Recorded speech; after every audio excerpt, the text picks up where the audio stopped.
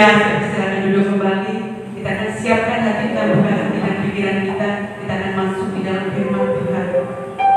Ketika kita menghadapi cobaan, tantangan dalam hidup kita, kita percaya kuasa Tuhan akan memulihkan setiap kita. Terima kasih Tuhan. Tuhan punya waktu yang baik dalam hidup kita.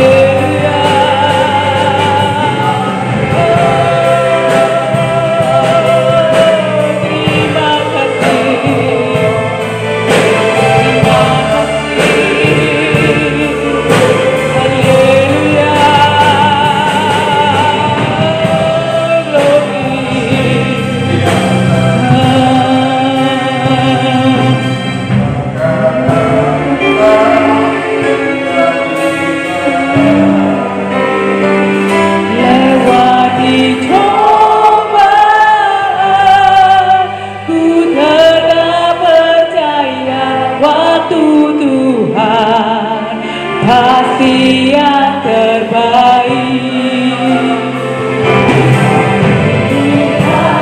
Pasti yang terbaik. Walau kadang tak mudah dimengerti, lewati cobaan ku tetap percaya waktu Tuhan pasti yang terbaik. Lewati cobaan ku tetap percaya waktu Tuhan pasti yang terbaik.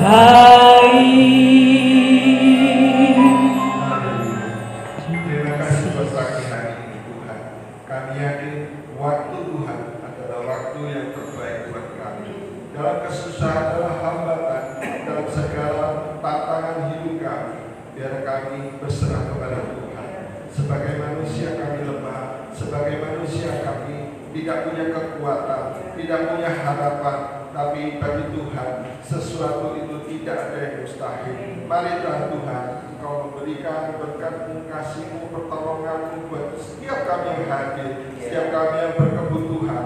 Kami yakin setiap kami yang datang membuka hati pikiran kami kepada Tuhan, Tuhan tidak akan menyia-nyiakan hati kami, tetapi Kau akan mengisi kami dengan kekuatan yang baru, dengan roh yang baru, dengan pengertian yang baru, sehingga setiap kami pulang, kami boleh mendengar akan firman Tuhan sebelumnya, dan kami akan mengerti kehendak Tuhan bagi hidup kami. Terima kasih buat pagi hari ini ya Bapa. Biar hari ini merupakan hari yang diberkati oleh Tuhan. Karena kami ada di dalam rumah Tuhan, kami boleh memuji, memuliakan nama Tuhan. Berkati setiap kami yang hadir pagi ini. Berkati hamba-Mu yang sudah pimpin kami dalam puji-pujian, baik singer, pemain musik, dan semua staf yang menyediakan semua kebaktian pagi ini ya Tuhan, sehingga kami boleh berbakti dengan perasaan yang nyaman, hati kami penuh sukacita, biarlah Roh Kudus-Mu menguatkan setiap kami ya Tuhan. Terima kasih ya Tuhan, biar kami boleh duduk dengan baik dan kami boleh belajar bersama-sama dari firman-Mu. Urapi setiap perkataan hamba-Mu ya Tuhan, supaya perkataan itu boleh bertanam dalam hati kami dan firman-Mu boleh bertumbuh, berbuah di dalam kehidupan kami. Terima kasih ya Tuhan, singkirkanlah hati yang negatif, pikiran yang negatif, kuasai kami dengan kuat kuasa. Di dalam nama Tuhan Yesus kami berdoa dan mengucap syukur. Kami yang percaya kami berkata, amin.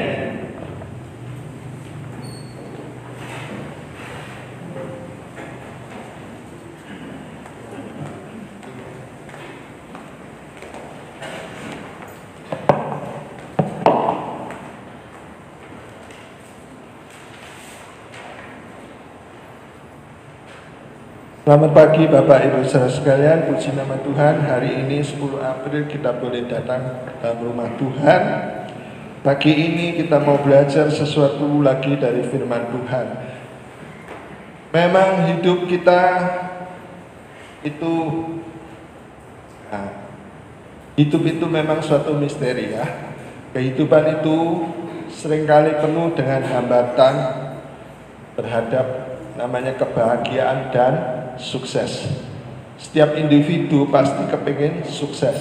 Sekolahnya sukses, pekerjaannya sukses, apa yang dia inginkan tercapai dan berhasil, dan itu akan membuat bahagia.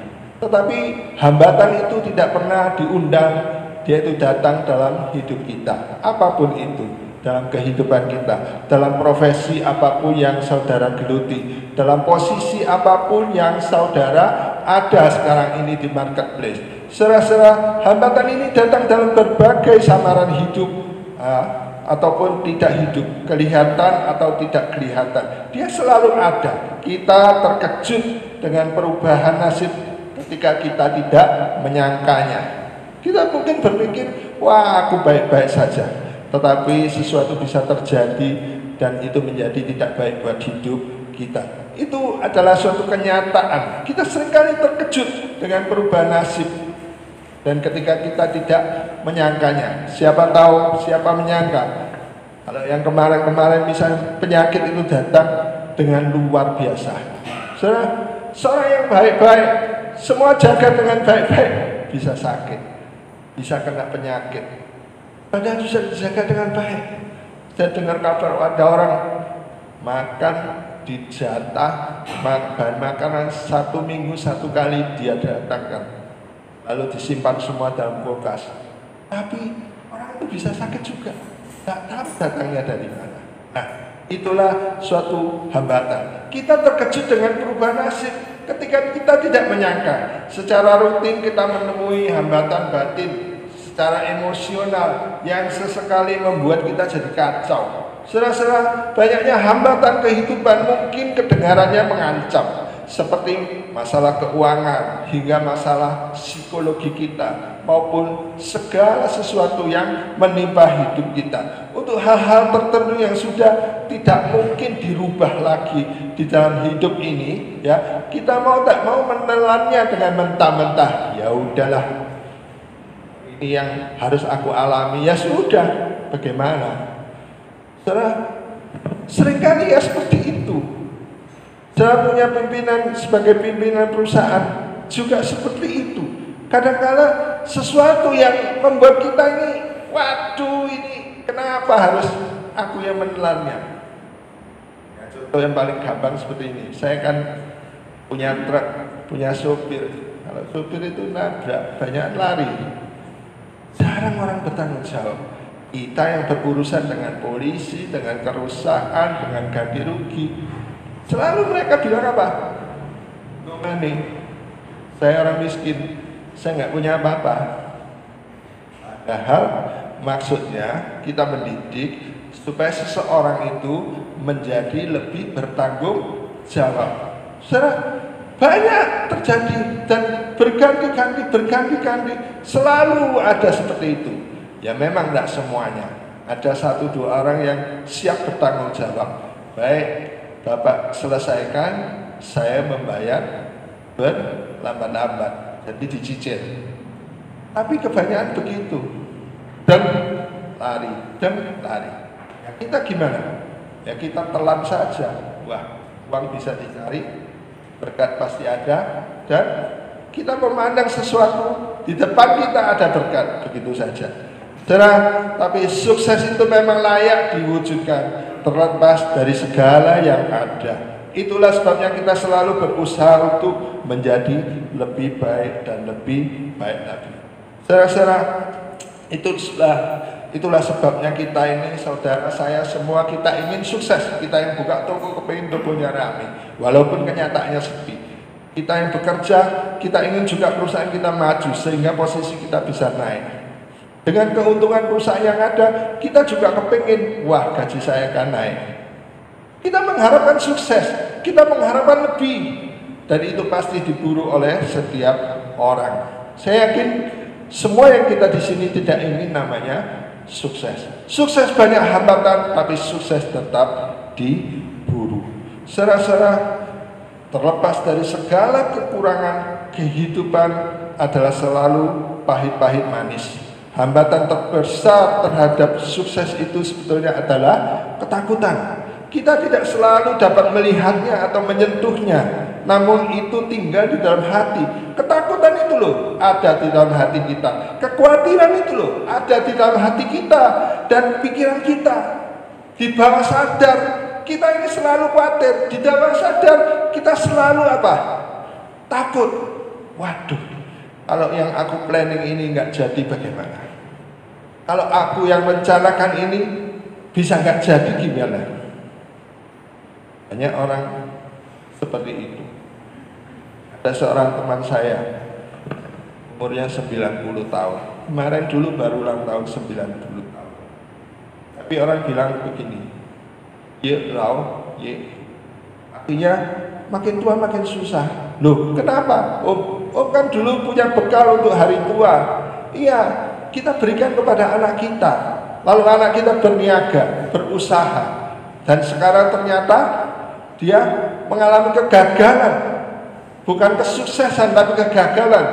Dan sekarang kalau kita minta sama anak kita, aduh, Oh, nggak ada, susah segala mati. Saudara, hal itu bisa terjadi buat siapa saja. Hambatan itu selalu ada. Seperti yang kita ketahui, resep sukses itu menurut keyakinan, bukan ketakutan. Kita kan pengen sukses, kita yakin kita sukses, makanya kita berani maju. Tapi kenyataannya kadang seperti apa yang kita harapkan. Upaya untuk mengejar kesuksesan adalah perjalanan yang bergerak maju.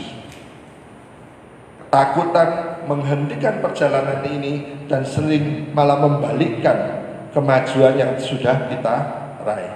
Hari ini kita melihat suatu kisah, suatu cerita dalam paragraf di mana ketika Tuhan Yesus Kristus di taman Getsemani. Itu ada di dalam Matius 26 ayat 36 sampai 46. Di dalam Markus pasal 14 ayat 32 sampai 42. Di dalam Lukas 22 ayat 39 sampai 46. Tiga Injil ini menceritakan tentang kronologi ketika Tuhan Yesus ada di taman Getsemani. Saudara-saudara, kita tahu bahwa Tuhan akan menghadapi sesuatu yang secara manusia itu sangat mengerikan. Dia akan ditangkap, dia akan disalibkan, dia akan mati. Dan menghadapi semua itu, ya, di dalam momen di Getsemani kita mau belajar ini pagi ini, yaitu tentang ini. Tiga hal yang akan kita pelajari, yaitu pergumulan melawan ketakutan. Tuhan adalah Allah yang turun dan sepenuhnya ia manusia, sehingga ia bisa merasa takut. Itu yang pertama, pergumulan melawan ketakutan. Lalu hal yang kedua adalah pesannya kepada murid-muridnya, supaya kita bisa mengambil hikmah dari semua cerita ini. Itu berjaga-jaga dan berdoalah. Berjaga-jaga dan berdoalah. Dan yang penting adalah bahwa Tuhan itu adalah Tuhan yang menang.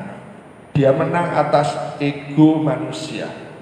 Dia sepenuhnya manusia. Dia Allah yang sepenuhnya adalah manusia. Dia bisa merasakan sakit.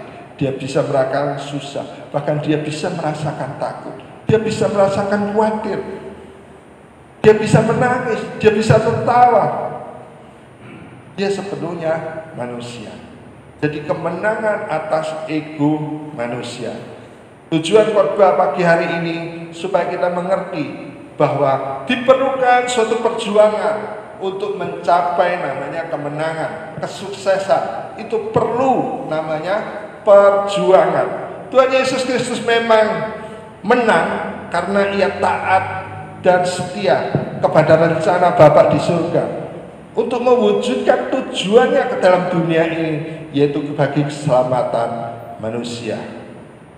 Saudara, jadi tujuan pagi hari ini supaya kita bisa menangkap hikmah dari perikop di Taman Getsemani. Apa yang Tuhan inginkan dalam hidup kita? Kita pakai untuk menjadi bekal bagi hidup kita supaya kita makin kuat, makin kita yakin, kita punya keinginan, kita punya pengharapan di dalam pertolongan dan perjalanan hidup kita. Saudara, kita lihat di dalam pergumulan melawan ketakutan yang pertama. Di dalam Lukas pasal 22 ayat 44. Di situ Alkitab mencatat seperti ini. Ia sangat ketakutan dan makin bersungguh-sungguh berdoa. Peluhnya menjadi seperti titik-titik darah yang bertetesan ke tanah. Saudara, saya lihat di Markus, saya lihat di Lukas, dia tidak tulis seperti itu, tetapi di Matius, Markus tidak ditulis. Di kitab Lukas ditulis seperti itu. Ya, peluhnya menjadi seperti titik-titik darah yang bertetesan ke tanah. Saudara-saudara, tulisan ini, kata-kata ini, kalimat ini mengandung arti yang sangat dalam, bahwa kesusahan yang dia alami itu begitu rupa sehingga dia itu ketakutan dan berpeluh. Bahkan sampai digambarkan itu seperti tetes-tetes darah. Saudara, kitab Matius, Markus menulis bahwa dia merebahkan dirinya ke tanah dan berdoa. Kenapa? Karena ketakutan. Kenapa? Karena dia merasa, aduh, sebenarnya aku tidak kuat melakukannya. Nah, ini keadaannya sangat ekstrim. Bila hati kita itu penuh, namanya takut, gelisah, stres, dalam titik terendah atau titik nadir orang bilang. Pernahkah saudara mengalami hal seperti itu? Ini suatu pertanyaan. Dan kalau itu menimpa saudara atau menimpa kita, apa yang akan kita lakukan? Kita stres itu kadang kita tidak bisa melakukan apa-apa, saudara. Seringkali kalau saya tekanan begitu luar biasa, sampai berdoa pun saya tidak bisa berdoa. Saya berkata sama diri saya sendiri, Tuhan, kenapa? Saya tidak bisa konsentrasi, saya tidak bisa fokus, saya tidak bisa berdoa. Tapi Tuhan, dia berdoa, dia bersungguh-sungguh berdoa. Ayat itu mengatakan, ia sangat ketakutan dan makin bersungguh-sungguh berdoa. Jadi apabila saudara, bapak, ibu kita mengalami hal seperti ini, hal itu menimpa kita harus makin banyak berdoa. Seperti keadaan dunia sekarang, ada perang, situasi yang kacau balau, BBM, minyak bumi semua naik, sampai minyak goreng juga jadi kacau. Apakah itu terjadi di Indonesia saja? Enggak. Sampai di Eropa itu loh, rak-rak itu minyak goreng itu banyak yang kosong. Nanti kalau ada banyak orang meroyok, mengambil, cepat membeli dengan lebih banyak lagi. Jadi ketakutan di mana-mana. Ada namanya kemudian akan ada namanya perang biologi. Sekarang Rusia menyerang Ukraina, di situ ternyata ada beberapa laboratorium biologi. Mereka menyiapkan suatu perang yang namanya perang biologi. Tidak perlu pakai tentara, tapi memakai barang hidup yang membawa penyakit, membawa kesengsaraan. Itu yang terjadi. Saudara, berita kabar yang meresahkan, kesehatan mental kita bisa terganggu, sehingga banyak orang bisa tidak kuat untuk menahan dirinya dan melakukan namanya bunuh diri. Banyak orang. Tempo hari kita lihat di Bandung atau di Jakarta, orang loncat dari apartemen. Karena apa? Tekanan begitu kuat dan dia tidak bisa menahan segala ketakutan yang dia alami. Tapi Tuhan pesan kepada kita di dalam Lukas 22 ayat 40. Lukas 22 ayat 40, di situ ditulis demikian. Setelah tiba di tempat itu, ia berkata kepada mereka, berdoalah supaya kamu jangan jatuh dalam pencobaan. Pencobaan apa? Kita berpikir, loh, kita disuruh berdoa supaya tidak jatuh di dalam pencobaan. Kalau kita dalam ketakutan, pencobaan apa? Mungkin kita berpikir demikian, percobaan apa ya? Kok malah kita disuruh berdoa? Yang jelas adalah percobaan dari iman kita. Kalau suatu saat kita dicobai dengan, wah wis, kamu tidak usah pakai prinsip keimananmu. Nah itu percobaan. Kamu tidak usah pakai prinsip keimananmu. Saudara, kalau saudara pergi kemana-mana, kan sekarang banyak tertulis zona integritas. Apa itu integritas? Integritas adalah ketaatan untuk apa? Melayani dengan sungguh-sungguh. Intinya tidak menerima suap, tidak melakukan hal-hal yang melanggar hukum, melakukan pelayanan dengan sebenarnya. Orang bekerja kan pelayanan, ya kan? Seperti melayani. Jadi melayani dengan sungguh-sungguh, pemerintah sudah beri kamu gaji, kamu bekerja dengan sungguh, itulah integritas. Tetapi kita bisa melihat kenyataannya. Apa yang seharusnya bukan senyatanya. Orang bilang demikian, apa yang seharusnya bukan senyatanya. Itulah yang terjadi dalam dunia kita. Semua kacau. tetapi kita hanya datang kepada Tuhan. Saudara-saudara, pagi ini kita belajar. Tuhan katakan, ya, Ia berkata kepada mereka, berdoalah supaya kamu jangan jatuh dalam pencobaan. Berdoa ternyata adalah jawaban supaya kita tidak jatuh di dalam kekhawatiran dan hambatan rohani. Kalau kita melihat masalah kita takut. Kalau kita melihat problem yang kita hadapi, kita takut, hati kita mengecil. Pandangan kita, visi kita bisa makin meredup. Tetapi dengan berdoa, kita mendekatkan diri kita kepada Tuhan. Saudara-saudara, mungkin kita tidak bisa berdoa, kata-kata tidak keluar, tapi kita harus melakukannya berkali-kali dan mencoba, berkali-kali dan mencoba, terus, supaya apa? Supaya hati kita makin terbuka. Kalau hati kita terbuka, maka iman kita akan bertambah. Kalau iman kita bertambah, maka kita akan melihat ada kekuatan yang baru dari hidup kita, dari hati kita, dari pikiran kita. Itulah yang disebut pengharapan. Firman Tuhan katakan apa? Pengharapan itu adalah sau yang kokoh. Dia menancap dalam laut sehingga kapal itu tidak terombang-ambing. Sau yang kuat. Saudara-saudara, maka firman Tuhan katakan, berdoa adalah jawaban supaya kita tidak jatuh di dalam kekhawatiran dan hambatan rohani. Percobaan sering membuat kita tidak bisa berdoa. Kita perlu namanya ketenangan dan menguasai diri kita sendiri. 1 Petrus 4 ayat 7 di situ ditulis demikian.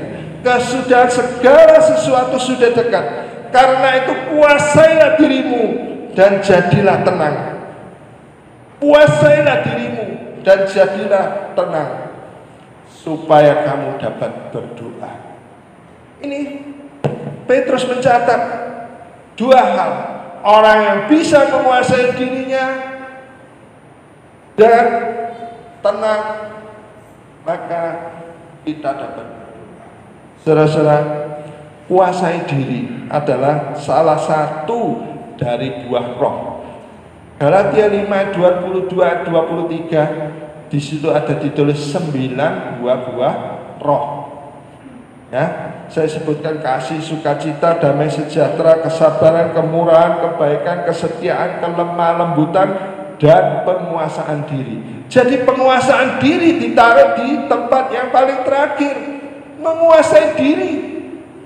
Saudara-saudara, Amsal 16 ayat 32 mengatakan apa? Orang yang sabar itu melebihi seorang pahlawan. Tetapi orang yang menguasai dirinya, melebihi orang merebut kota. Saya yakin orang yang menguasai dirinya itu adalah punya nilai lebih dari pahlawan yang melebihi orang yang merebut kota. Orang yang menguasai diri punya nilai yang lebih dari seorang pahlawan, ya, yang merebut kota. Kita bayangkan bila dapat merebut satu kota, betapa ribetnya segala permasalahan yang ada. Tapi firman Tuhan bahkan tuliskan melebihi orang yang merebut kota. Kalau kita merebut kota, semua orang tanya kepada kita, Pak, ini bagaimana? Pak, itu apa mau dihabiskan saja? Pak, ini apa mau dibakar, hangus bumikan, atau mau diapakan? Pak, bagaimana dengan tawanan ini? Pak, bagaimana dengan ternak? Ribet kan? Ribet. Tapi firman Tuhan katakan, orang yang merebut, yang bisa menguasai dirinya, bahkan lebih dari orang yang merebut kota. Luar biasa. Saya yakin orang yang menguasai diri, dia pasti punya 8 buah roh yang sebelumnya, ya, pasti punya 8 buah roh yang lain. Makanya penguasaan diri ditaruh di urutan yang terakhir.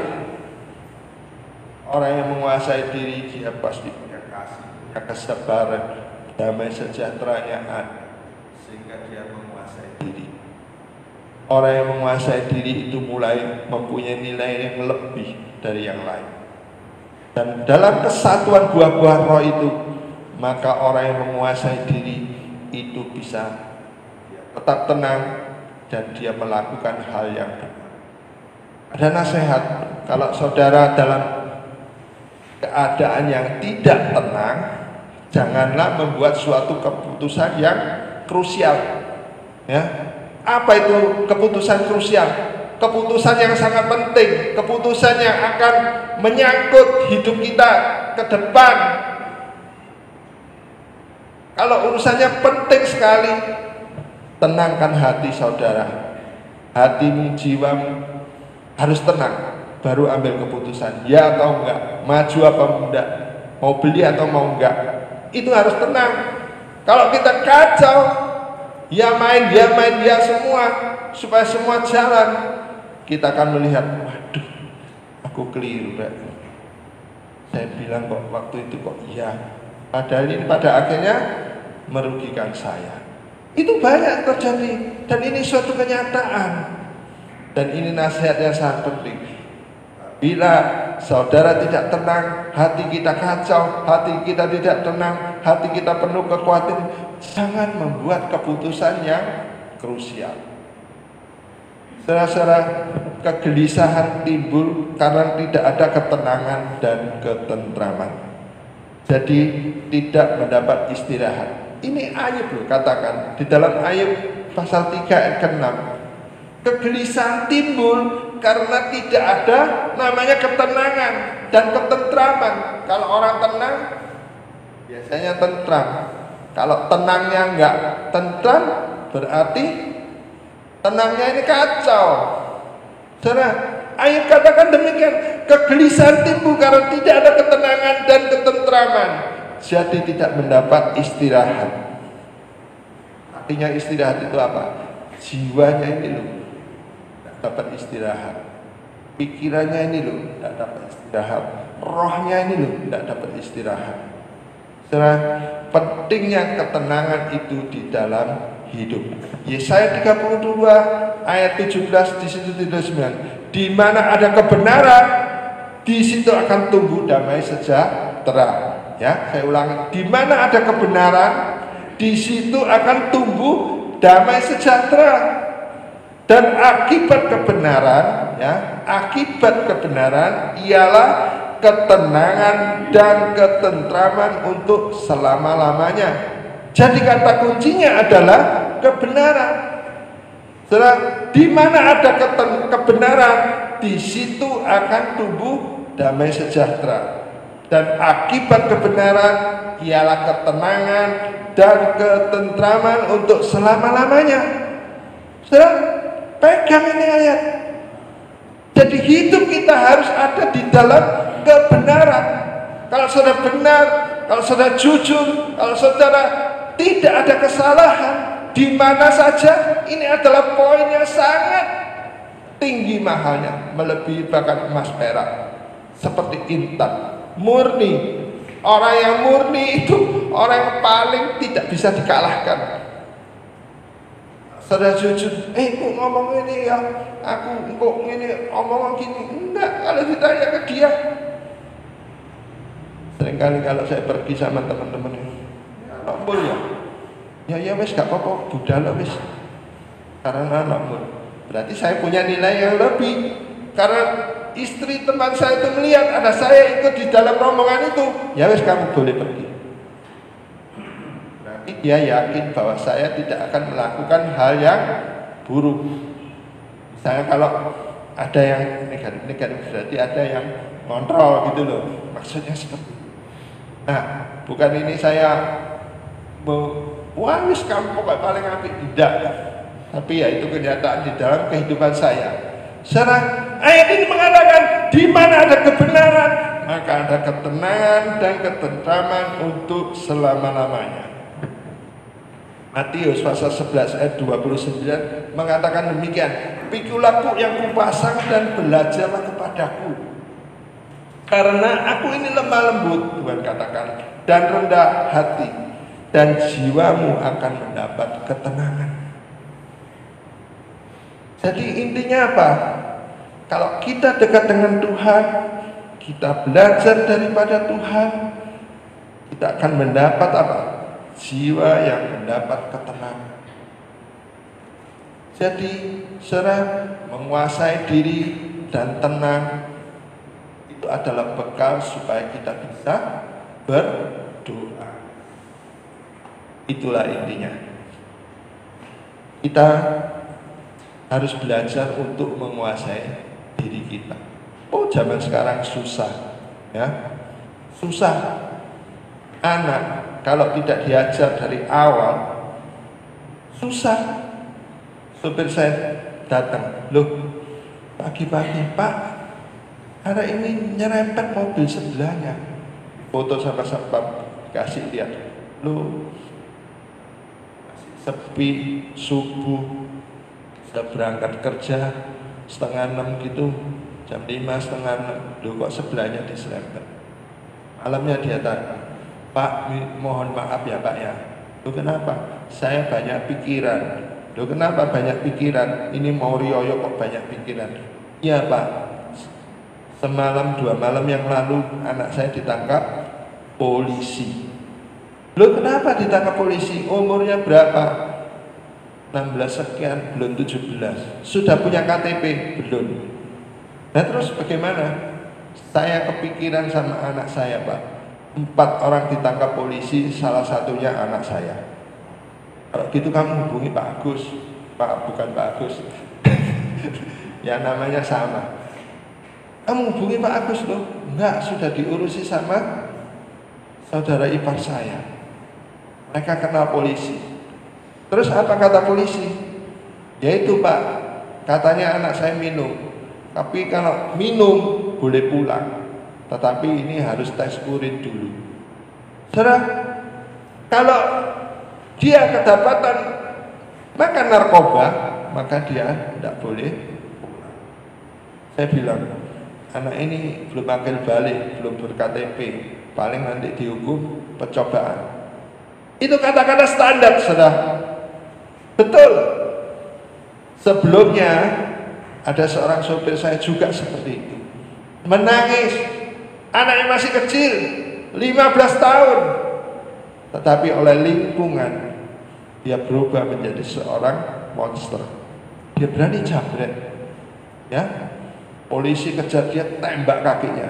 Dia, apanya menangis, ibunya menangis. Di kantor polisi tidak boleh dijenguk. Kalau dijenguk, bekas tembakan itu tidak diobati, hanya di biar kapok katanya. Apa kapok? Saudara, enggak kapok. Pak, beli obat Cina ini di mana? Oh, di Ban Sentong. Lalu dia pindah. Di situ dia mulai sebagai pesuruh di LP itu. Disuruh-suruh bersihkan. Ini anak masih kecil loh, saudara. Bukan dewasa, masih kecil. Setelah hampir 1 tahun, bapaknya bilang apa?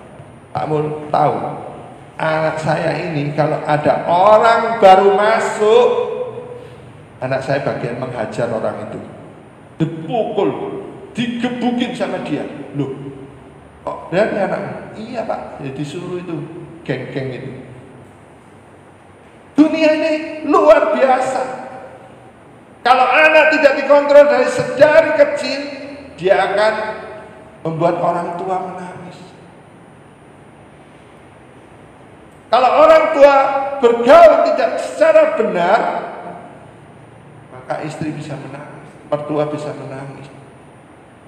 Kemarin di LP ada seorang bilang begini, cerita dia sama adik saya. Dia bilang begini, Pak, saya loh sudah berusaha menolong anak saya. Nah terus, iya, karena narkoba. Sampaikan ini uang. Apa jawab saya? Percuma. Walaupun aku terima uangmu, tetapi kenyataannya anakmu akan dihukum, kamu akan kecewa. Simpan uangmu, simpan, percuma. Jangan kamu, tidak bisa ini. Saudara, banyak orang di sekitar kita seperti itu. Orang tuanya bekerja dengan susah payah mencari kehidupan supaya cukupkan orang makan, minum, dan kebutuhan pokoknya. Tetapi anaknya ya bergaul dengan tidak benar, dan itu tidak membawa ketenangan bagi jiwa. Itu tidak membawa ketenangan, dan anak begitu lepas kalau sudah pada tahap seperti itu, ya apa yang terjadi? Dia tidak bisa menguasai dirinya. Dia mau keluar dari zona itu tidak bisa karena tertahan begitu kuat. Itu semua berjaring-jaring. Saudara boleh yakin, walaupun tidak kelihatan, mereka mau keluar pun itu suatu hambatan yang luar biasa. Ada penghambatnya, ada penebusnya. Sebagai anak Tuhan, memang kita harus banyak berdoa. Berdoa untuk siapa saja. Gereja kita, untuk keluarga kita, untuk teman kita, untuk saudara kita, untuk orang-orang yang lain, untuk negara kita. Karena begitu luar biasa. Memang benar firman Tuhan katakan, makin akhir zaman kejahatan akan merajalela. Luar biasa. Kita tidak Tuhan, anak Tuhan, kebaktian apa segala kita tidak tahu di luar sana. Tapi di luar sana itulah yang Jadi bagaimana? Wah, nggak bisa Pak. Harus tes urin. Saudara, kita lihat hal yang kedua. Pesannya kepada murid-muridnya di dalam Markus 14 ayat 38, di situ ditulis demikian. Markus 14 ayat 38. Ya, berjaga-jagalah dan berdoalah. Berjaga-jagalah dan berdoalah supaya kamu jangan jatuh ke dalam pencobaan. Roh itu memang penurut, tetapi daging lemah. Saudara-saudara, ini kata-kata Tuhan Yesus sendiri kepada murid-muridnya. Berjaga-jagalah dan berdoalah.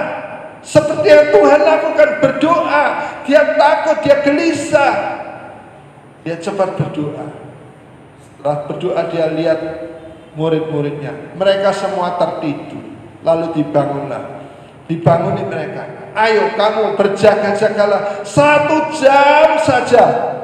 Berjaga-jagalah bersama aku 1 jam saja. Tapi mereka tidak tahan. Maka ditulis apa?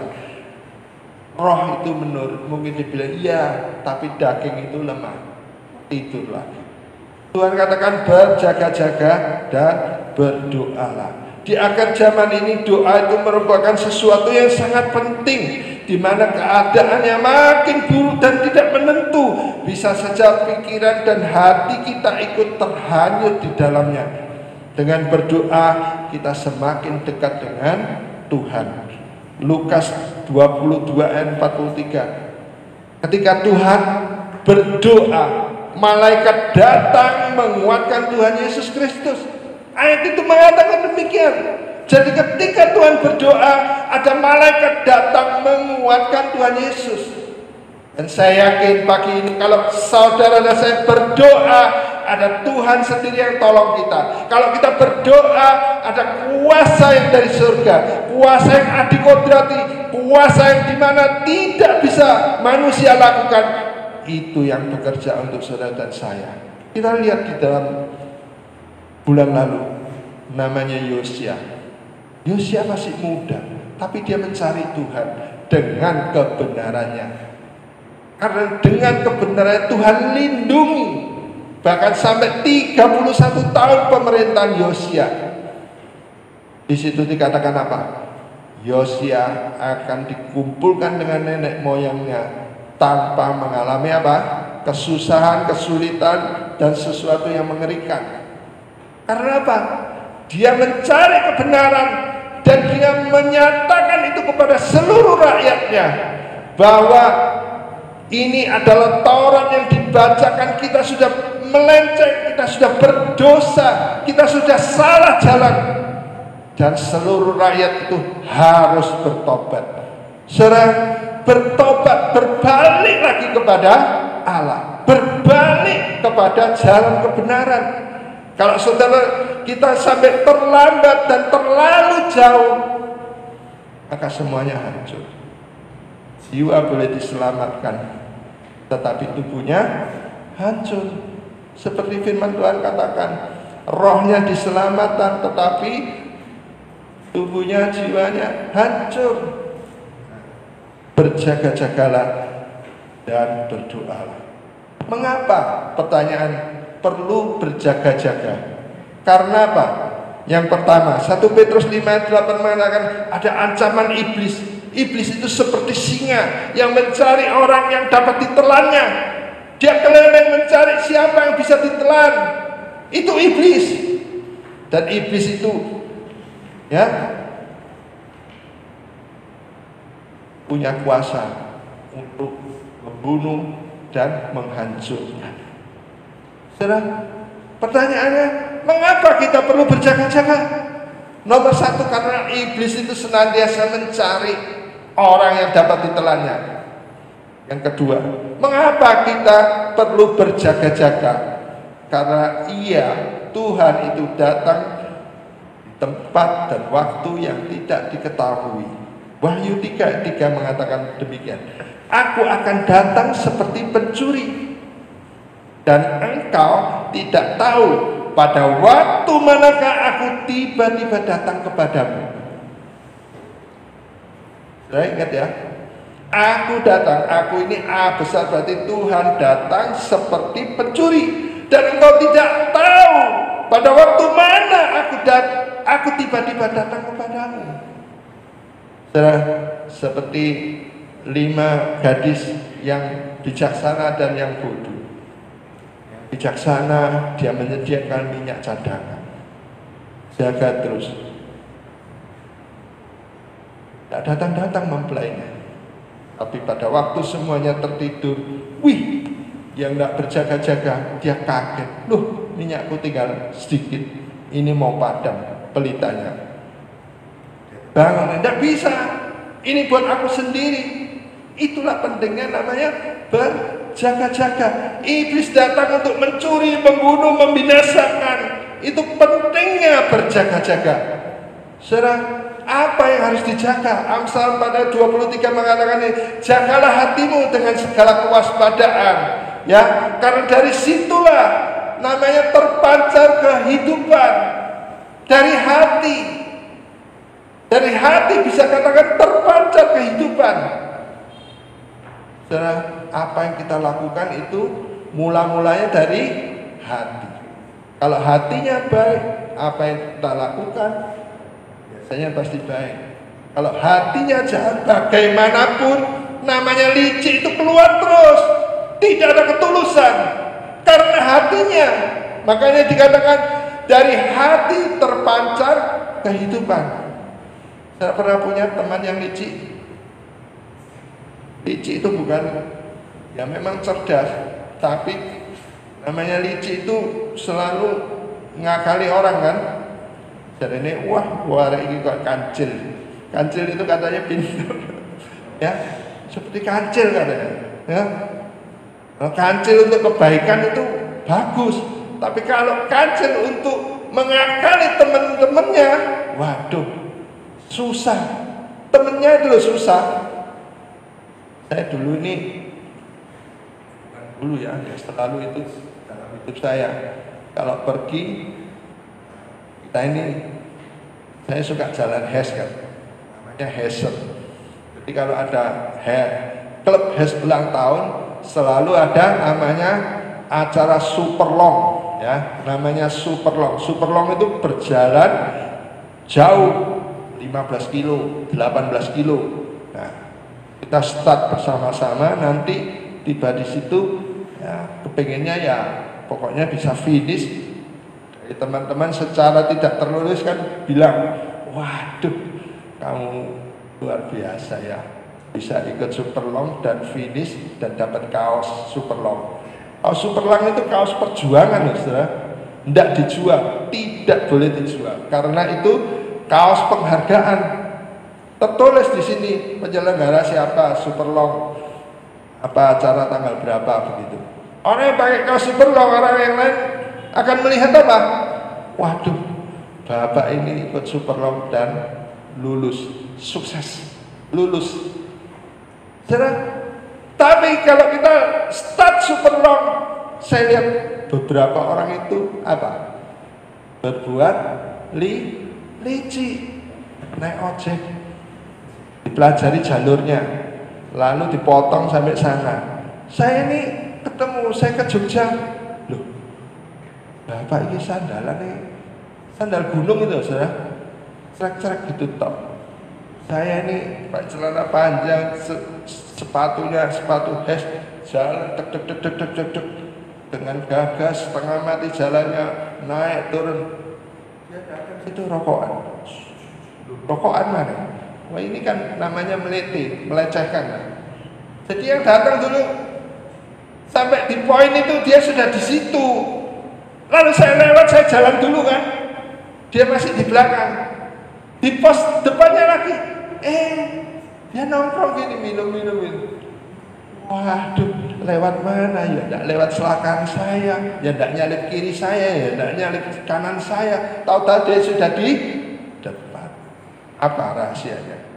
Itu naik ojek. Orang yang licik, tidak ada ketulusan, ya kan? Tetapi menginginkan kaos super long itu adalah ego, ya.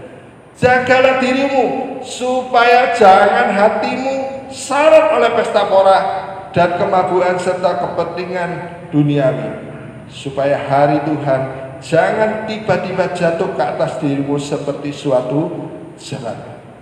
Seperti suatu jerat. Kedatangan Tuhan tidak terduga-duga. Kalau kita tidak berjaga-jaga dengan baik, kita bisa terkejut. Kenapa ini? Sudah tiba waktunya dan kita tidak punya persiapan. Maka firman Tuhan katakan supaya kita berjaga-jaga, dan itu firman Tuhan katakan. Yang ketiga adalah menang atas ego. Di dalam Lukas 22 ayat 44 di situ dikatakan demikian. Ya Bapakku, jikalau engkau mau ambillah cawan ini daripadaku, tetapi bukan kehendakku, melainkan kehendakmu lah yang terjadi. Tuhan ini berkata kepada Bapa di dalam surga, Tuhan, kesengsaraan ini luar biasa bagi manusia, bagi tubuh manusianya Yesus ini. Apa Yesus punya keinginan? Punya. Kalau menurut kehendakku, ya jangan. Tetapi apa? Di situ terpancar ketaatan, kesetiaan, komitmen yang kuat. Tetapi kehendakmu lah yang terjadi. Manusia, saudara saya ini punya namanya kehendak bebas, ya, atau free will. Ada kehendak bebas. Kehendak bebas itu apa? Adalah kemampuan manusia untuk memilih, menimbang, dan membuat suatu keputusan. Tuhan memang memberikan kehendak bebas kepada saudara dan saya ketika menciptakan kita. Itu hal yang ada. Bukti bahwa manusia diciptakan oleh Tuhan dengan kualitas segambar dan serupa dengan Tuhan. Allah Sang Pencipta itu adalah, ya, manusia itu diberi akal budi untuk berpikir, menimbang-nimbang suatu keputusan. Manusia tidak diciptakan sebagai sebuah robot atau mesin yang bisa beroperasi sesuai dengan tombol-tombol yang ada. Bisa tak setting seperti ini lalu dia jalan sendiri. Itu tidak seperti itu. Dan menurut perintah sang operator, waktu menghadapi banyak pilihan, sebagai makhluk yang berakal budi, manusia itu dilatih untuk dapat menimbang-nimbang segala pilihan ini, ya. Inilah yang disebut dengan kehendak bebas. Inilah yang disebut dengan akal budi. Jadi pilihan saudara untuk datang ke rumah Tuhan, wah, aku ini jamnya, saya harus datang ke rumah Tuhan. Itu adalah keputusan yang bijaksana. Wah, ini jamnya saya harus berdoa. Ini adalah suatu kebijaksanaan yang Tuhan taruh.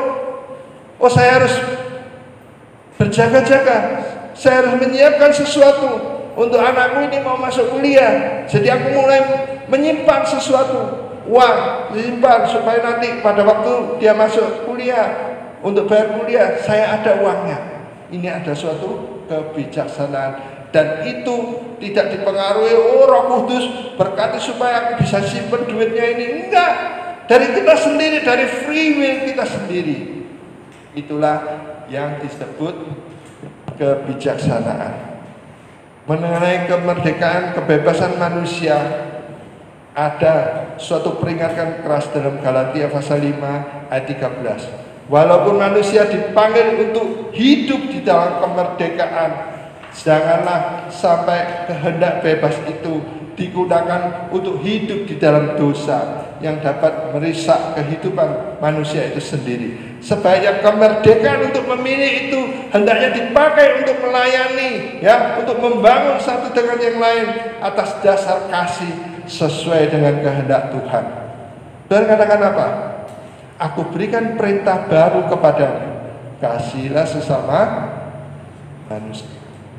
Saudara, Tuhan itu tetap bekerja di atas kebebasan manusia.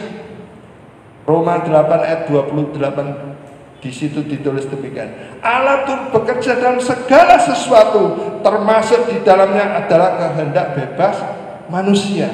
Allah dapat menunjukkan kedaulatannya dalam kehendak bebas manusia. Saudara, Yusuf itu adalah orang dalam Kejadian pasal 37. Dia mengalami banyak hal yang membuat dia itu gimana? Dia sengsara, dia disesat, dia ditipu, dia dijual, dia sebagai budak, dan dia masuk di dalam penjara karena sesuatu yang dia tidak lakukan. Tetapi apa yang dilakukan? Ketika hari itu, malam itu dia adalah orang di dalam penjara, esoknya dia menjadi orang yang berkuasa nomor 2 di Mesir. Yusuf mengatakan bahwa apa? Segala sesuatu yang dia hadapi, juga pada waktu ketemu dengan saudara-saudaranya, mereka memohon ampun. Ini adalah orang yang berkuasa, jangan-jangan kita dibalas dendami. Yusuf hanya katakan apa? Tuhan, kamu mereka-rekakan yang buruk terhadap aku, tetapi Tuhan mereka-rekakan yang baik. Kadang hal-hal yang buruk terjadi dalam hidup kita untuk menghasilkan sesuatu yang baik, hanya kita tidak tahu. Saudara-saudara, jadi Tuhan itu tetap bekerja di dalam kehendak bebasnya saudara untuk memilih, untuk melakukan sesuatu yang benar. Itu namanya kuasa Roh Kudus membantu kita dalam kehendak bebas kita supaya kita boleh memilih yang benar dan tidak salah di hadapan Tuhan. Menggunakan kehendak bebas itu harus dengan benar. Tuhan Yesus Kristus dalam Yohanes pasal 15 ayat 7 mengatakan demikian. Jikalau kamu tinggal di dalam aku dan firman-Mu tinggal di dalam kamu, jadi mintalah apa saja yang kamu kehendaki dan kamu akan menerimanya. Saudara, Tuhan katakan tinggallah di dalam aku dan firman Tuhan tinggal di dalam kamu. Maka mintalah apa saja yang kamu kehendaki, kamu akan menerimanya. Dalam frasa mintalah apa saja yang kamu kehendaki dan kamu akan menerimanya, terlihat betapa Tuhan juga telah menghargai kehendak bebas manusia. Ya, bagaimana supaya kehendak bebas manusia itu tidak dipakai untuk sembarangan sehingga jatuh di dalam dosa. Jawabannya adalah begini: jikalau kamu tinggal di dalam aku dan firman-Mu tinggal di dalam kamu, supaya tidak salah dalam mengendalikan, ya, kehendak bebas. Manusia itu harus betul-betul hidup melekat dengan Tuhan dan selaras dengan firman Tuhan. Saudara-saudara, Tuhan mengajarkan kita manusia untuk memiliki suatu pengetahuan yang benar tentang Tuhan dan memiliki pengalaman hidup bersama dengan Tuhan. Tuhan katakan apa? Kamu di dalam aku di dalam kamu, firman-Ku ada di dalam kamu. Artinya apa? Tuhan dalam hidup kita, ada satu kesatuan supaya kita tidak salah. Saudara, sekarang ada berita baru. China, dia mengeluarkan suatu produk namanya Hopi, apa itu namanya. Jadi ini suatu robot buatan dan dengan suatu kualitas bahan yang luar biasa bagus. Saya lihat videonya luar biasa, ya. Jadi di sini ditampilkan seorang perempuan, dia bisa berbahasa, ya. Ini adalah apa? Dengan AI, artificial intelligence. Jadi karena China itu kan pinter IT-nya, dia bisa melakukan ini, merekayasa gimana aku mau bikin teman, ya, yang nggak repot, nggak ribet. Wah, teman saya bilang ini, wah enak ini, ya, nggak belanjani, nggak minta yang macam-macam, nggak pakai tas LV katanya, terus minta yang macam-macam, wajahnya cantik, bisa bicara dengan baik, terus ada gerakan tubuh luar biasa, gerakan tubuh. Manusia itu bisa seperti itu, bukan cuma sekedar hologram. Kalau hologram itu kan tidak nyata. Ini robot tapi seperti manusia. Luar biasa. Apakah ini tantangan ke depan buat saudara, buat saya? Bisa tidak kita menerima? Ya, bahkan orang mati katanya mau dibangkitkan di China itu, aneh-aneh. Mereka melakukan program riset ini itu segala macam, melihat segala sesuatu dimungkinkan dan dicoba. Kalau berhasil, geger dunia. Dan itu yang terjadi. Saudara-saudara, tetapi Tuhan pesan kita, tinggallah di dalam Tuhan.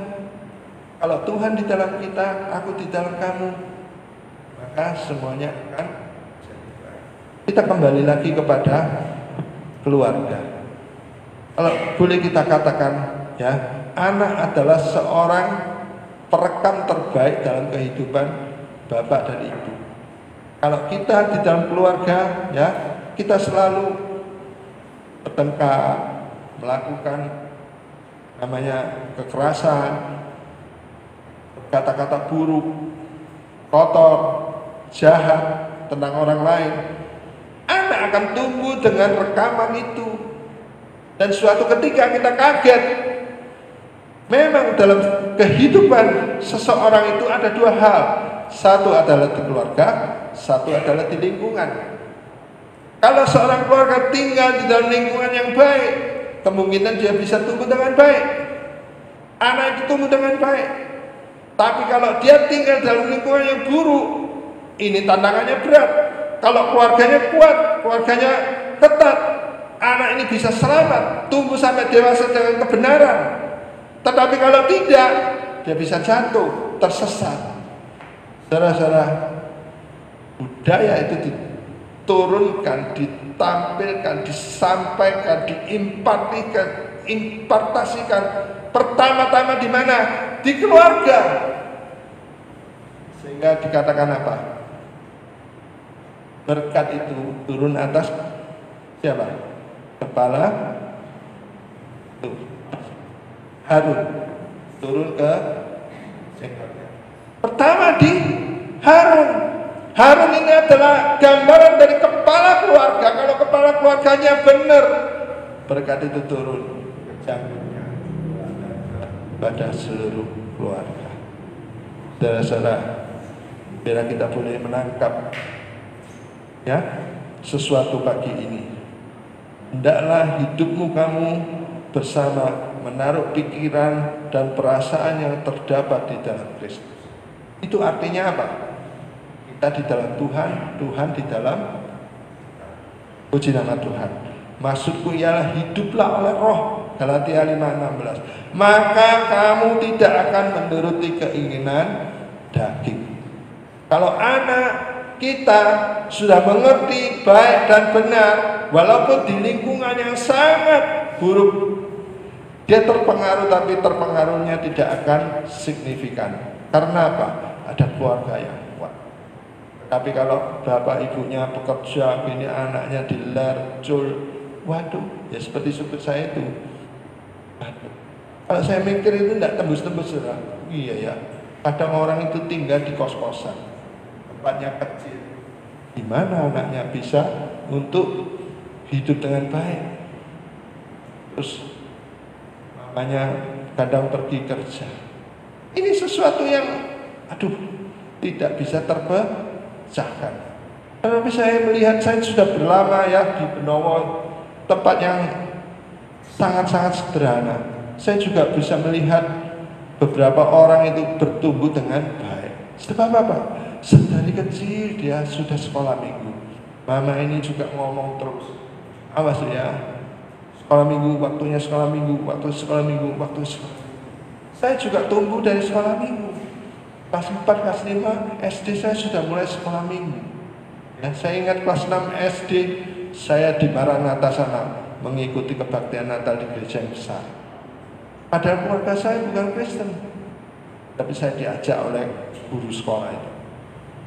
Saudara, di mana kita bertumbuh, di mana kita menaruh hati kita, di situ ada berkat. Puji nama Tuhan. Paulus dalam Galatia mengajarkan supaya kita tidak tersesat di dalam kehendak bebasnya manusia, tapi harus hidup sesuai dengan pimpinan Roh Kudus. Maksudku ialah hiduplah dalam Roh, maka kamu tidak akan menuruti keinginan. Puji nama Tuhan. Biarlah pagi ini firman Tuhan boleh memberi pencerahan buat kita semua bahwa di dalam Tuhan ada kemenangan. Kita bangkit berdiri, nyanyikan satu lagu, bagaikan bejana yang siap dibentuk, inilah hidupku di tanganmu. Biarlah nyanyian ini menjadi permohonan kepada Tuhan bahwa saudara saya, kita semua mau dibentuk oleh Tuhan menjadi seturut dengan kehendak Tuhan.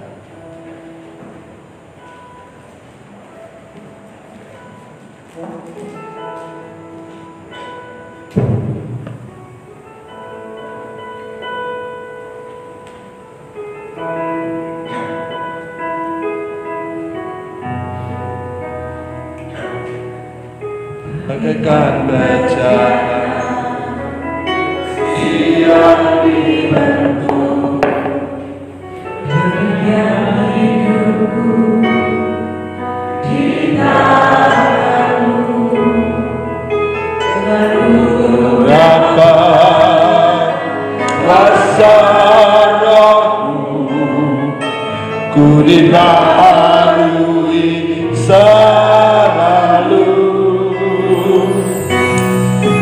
Jadikanku Allah dalam rumahmu, inilah hidupku di tanganmu. Tulas dulu kehendakmu, pakailah sesuai rencanamu.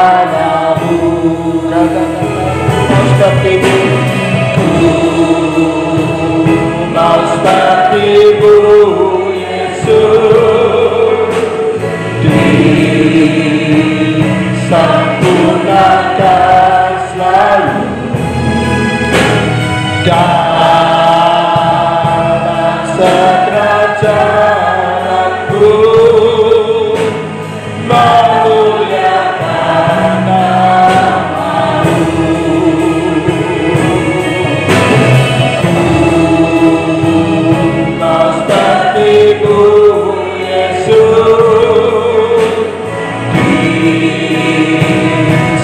Sempurnakan selalu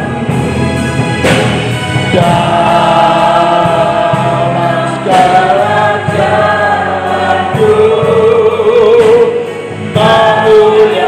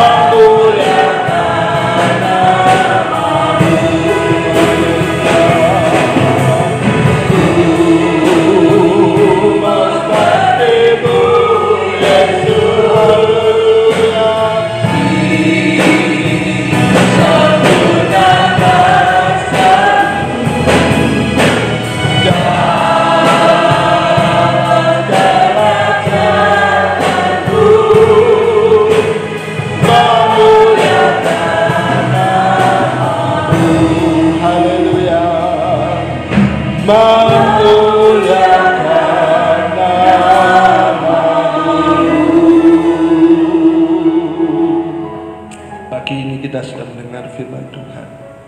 Biarlah firman Tuhan ini boleh membangkitkan roh kita, menambahi pengertian dalam hidup kita, supaya kita mau dan berjalan seturut dengan firman Tuhan. Kita mau berdoa, silakan berdoa menurut keyakinan saudara, menurut kebutuhan saudara. Kita akan berdoa bersama-sama.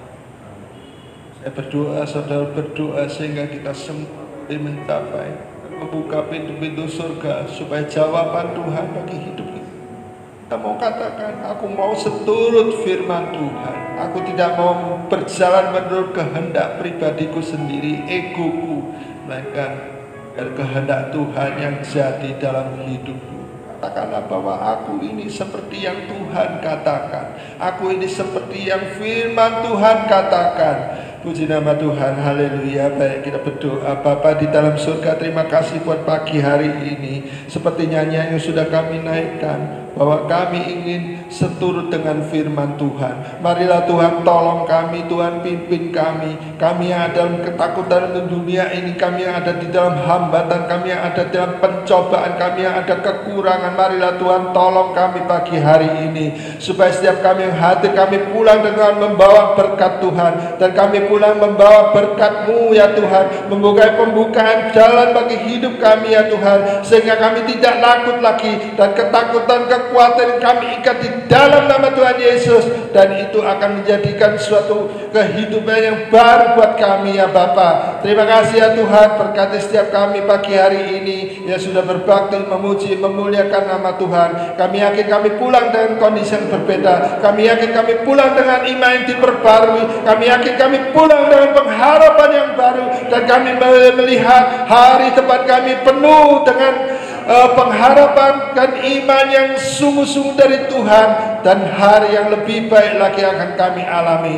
Terima kasih ya Tuhan. Biarlah dunia penuh dengan carut marut, dengan segala kekotorannya, dengan segala kebusukannya, tetapi kami yakin Tuhan akan melalukan kami dari semua yang ada. Terima kasih ya Tuhan, terima kasih. Berkati setiap kami yang hadir pagi ini, supaya kami pulang dengan membawa berkat-Mu. Terima kasih ya Tuhan.